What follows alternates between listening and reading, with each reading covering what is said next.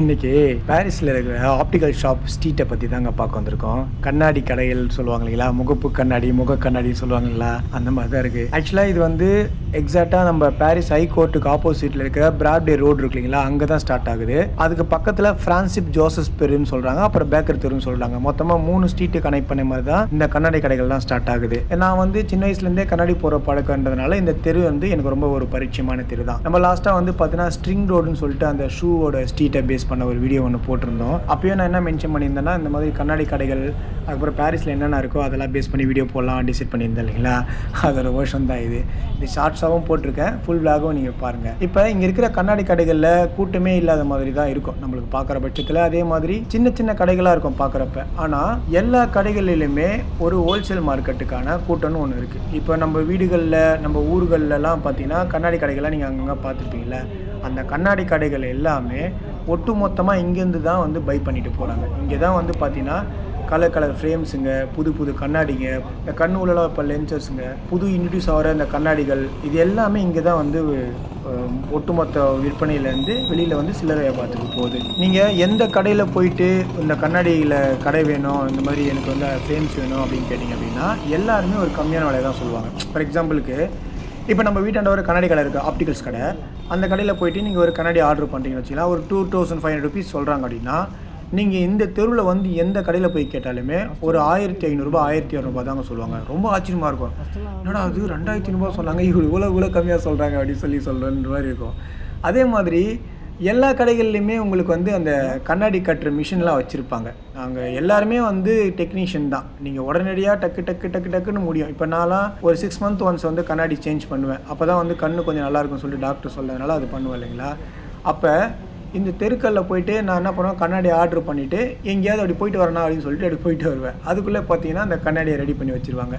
அந்த மாதிரி உங்களுக்கு தேவையான அந்த வேகமான விஷயங்கள்லாம் இந்த தெருக்களில் எல்லா கடைகளுமே உங்களுக்கு ஸ்பெசிஃபிக்காக தருவாங்க. இந்த கடை அந்த கடைன்றதெல்லாம் கிடையாது, எல்லாமே மரியாதையாக ரெஸ்பான்சிபிலிட்டியாக பண்ணுவாங்க. அது மட்டும் இல்லாமல் சின்ன சின்ன கடையாக இருக்கும் நம்ம பார்க்கறதுக்கு. என்னடா இது சின்ன கடை தான், இதுவெல்லாம் நம்ம ஏன் போனோமான்னு யோசிப்போம். நீங்கள் அந்த கடையில் போய் நின்று ஒரு 2 நிமிஷம் பேசி பாருங்களா, பின்னாடி ஒரு பெரிய குடோனே வச்சுருப்பாங்க. அதுவும் இல்லாமல் அந்த கடையை தேடியே பார்த்தீங்கன்னா அவங்களுக்கான கஸ்டமர்னு சொல்லிட்டு ஒருத்தவங்க இருப்பாங்களா, அவங்களும் வருவாங்க. அப்போ தான் நம்மளுக்கு ஆச்சரியமாக இருக்கும், என்ன கடைக்கு சின்னதாக இருக்குது, பெருசாக கஸ்டமர்ஸ்லாம் வந்துட்டுருக்காங்களே என்ற பட்சத்தில். இவங்கெல்லாம் பார்த்தீங்கன்னா கடந்த ஒரு 25-30 வருஷமாக இந்த இடத்துலையும் இந்த தெருக்கள்லேயும் இந்த கடைகள்லாம் வச்சுருக்காங்க. எனக்கு தெரிஞ்சு நான் சொல்கிறது நிறைய பேர் பல வருஷமாக கூட வச்சுருக்கலாம். ஏன்னா இப்போ நம்ம கூகுள் சர்ச் பண்ணி இந்த தெருவை பற்றி ஏதாவது வரலாறு எதாவது இருக்கா, இதை பற்றி எதாவது எடுக்கலாமா பார்த்தா எனக்கு பிரகாசம் சாலையோட வரலாறு தான் வருது, அதாவது பிராட்வேயோட வரலாறு தான் வருது. இதை பற்றிலாம் எனக்கு பெருசாக வரலாறு வரல. அப்படி எனக்கு தெரியாத விஷயங்கள் உங்களுக்கு எதாவது தெரிஞ்சதா மறக்காமல் கமெண்ட் பாக்ஸில் கமெண்ட் பண்ணுங்கள், ஏன்னா மக்களுக்கு தெரிய வரும். பொதுவாக பாரிஸ்னாலே பொருட்கள் விற்கும், இது விற்கும், இதெல்லாம் வாங்கலாம், இதெல்லாம் கிடைக்கலாம் அப்படின்னு சொல்கிறத விட அந்த பொருட்கள் எப்படி வந்தது, எதனால் இந்த கடைகள்லாம் இங்கே உருவாச்சு, எப்படி வந்துச்சு அப்படின்ற விஷயங்கள் மக்களுக்கு தெரிஞ்சதுன்னா ஒரு சுவாரஸ்யமாக இருக்கும் இல்லைங்களா. அதுதான் என்னோடய கோலு. நம்மளுக்கு தெரிஞ்சு இந்த மாதிரி ஏதாவது ஒன்று கிளப்பி விட்டால் தான் அவங்க வந்து உண்மையை சொல்லுவாங்க. நீ தப்பாக சொல்லிட்ட, நீ இப்படி சொல்லியிருக்கக்கூடாது அப்படின்னு சொல்லுவாங்களா. அப்போ தான் வந்து அப்பாடா எப்படியோ உங்கள் வாயால் அந்த விஷயம் வந்துச்சு அப்படின்னு சொல்லிட்டு ஒரு திருப்தி கிடைக்கும் எனக்கு. இப்போ ஒரு பில்டிங் இருக்கிற மாதிரி தாங்க இருக்கும் இந்த தெருவில் போனீங்கன்னா. ஆனால் அந்த ஒரு பில்டிங்க்கு சைடில் பார்த்தீங்கன்னா காம்ப்ளெக்ஸ் மாதிரி இருக்கும். அந்த காம்ப்ளெக்ஸ் உள்ளே போனீங்கன்னா ஏகப்பட்ட கடைகள்லாம் இருக்கும். அப்போ கூட நான் வீடியோ எடுத்துருக்கிறப்ப ஒரு அண்ணன் என்னப்பா பண்ணிகிட்ருக்கேன் அப்படின்னு கேட்டார். இந்த மாதிரி நான் நம்ம Insta 360 X5 கேமரா மூலிமா வீடியோ எடுத்து நம்ம மார்க்கெட்டை பிரபலப்படுத்தலாம் அப்படின்னேன். அப்படியா, என்னைய கொஞ்சம் வீடியோ எடுப்பா அப்படின்னு சொல்லியிருந்தார். அவர் வந்து விசாரித்ததெல்லாம் ஒரு 27-30 வருஷமாக அவர் இங்கே கடை வச்சுருக்காராம். இந்த 3 தெரு தாம்மா இந்த முக்கியமான கடைகள்லாம் இருக்குது. நான் இங்கே வந்து ரொம்ப வருஷமாக இருக்கேன், ஏதாவதுனா என்னையும் கான்டாக்ட் பண்ண சொல்லுப்பா அப்படி சொல்லியிருந்தார். அதான் சொன்னேன். ஆனால் கண்டிப்பாக கான்டாக்ட் பண்ணுவாங்கன்னா மக்களுக்கு வந்து தெரியாத விஷயங்களில் இந்த கண்ணாடி கடைகள் வந்து ஒரு முக்கியமான பங்கு வகிக்குது. ஏன்னா யாருக்குமே இந்த இடத்த பற்றி பெருசாக தெரிய மாட்டேங்குது. நானே எனக்கு தெரிஞ்சு நிறைய பேருக்கு இந்த இடத்த ரெஃபர் பண்ணி அவங்க வந்து பார்த்திங்கன்னா இன்னும் நிறைய பேருக்கு ரெஃபர் பண்ணியிருக்காங்க. அந்தளவுக்கு பார்த்திங்கன்னா அது கம்யூனிகேஷன் வந்து பெருசாக போயிட்டுருக்கு. அப்போ வந்து அவங்களுக்கு டேரெக்டாக தெரிஞ்சதுன்னா கொஞ்சம் சந்தோஷப்படுவாங்க இல்லைங்களா. எல்லாருக்குமே ஒரு 10 ரூபான்றது மிச்சம் 10 சந்தோஷம் தானே.